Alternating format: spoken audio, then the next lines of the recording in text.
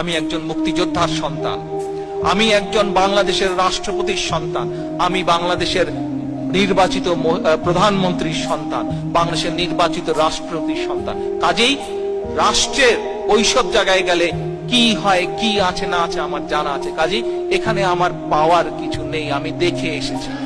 আজ আজ আজ আমি আমার বাবার রেখে যাওয়া আদর্শ পালনের চেষ্টা করছি। কতটুকু সফল হয়েছে পরবর্তীকালে জাতি সেটি বিচার করবে।